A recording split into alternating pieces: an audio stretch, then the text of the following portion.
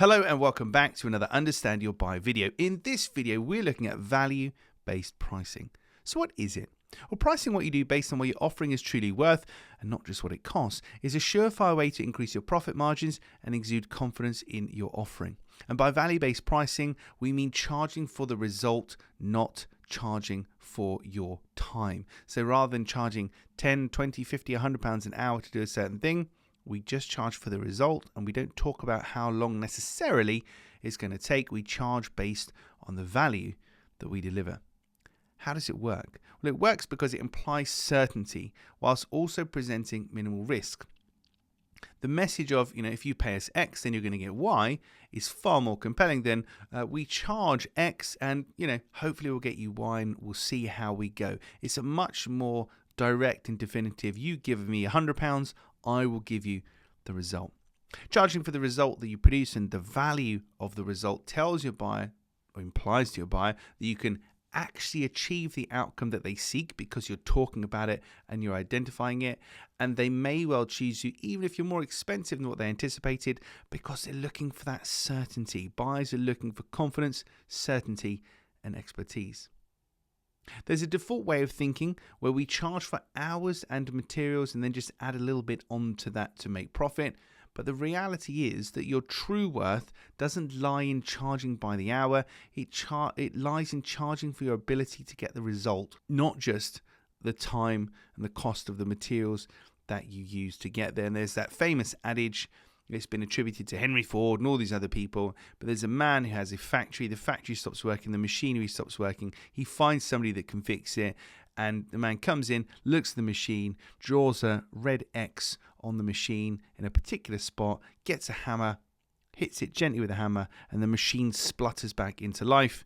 He sends an invoice the next day to Henry Ford or whoever in the factory. It's been attributed to so many people. Sends across the invoice, and it's £10,000. £1 for hitting the machine with a hammer, £9,999 for knowing where to hit the machine and how hard. And that tells you exactly the value of what's going on. Anybody could have hit that machine with a hammer, but knowing where and how hard, etc., that's what got the result. That's what you pay for. That is the value. So how can you use it? The way to price by the result or the value of the outcome is to know the cost of the alternatives and know the cost of the downsides so we can have an informed conversation with our buyer. So we need to consider the cost of inaction. What happens if your buyer does nothing?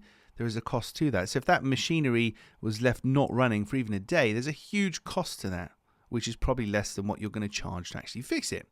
There's a cost of doing things yourselves, DIY. So if they try to fix that machine themselves, it might also take them a long time. They might break it, get it wrong. There is a cost there. There is the issue of FOMO, fear of missing out. So by not getting something resolved at all or soon, they're missing out on something. And it could be opportunity, it could be beating the competition, it could be something that's a little bit more intangible. It doesn't have to be a direct cost, as it were, but it is an implication, it is something to consider.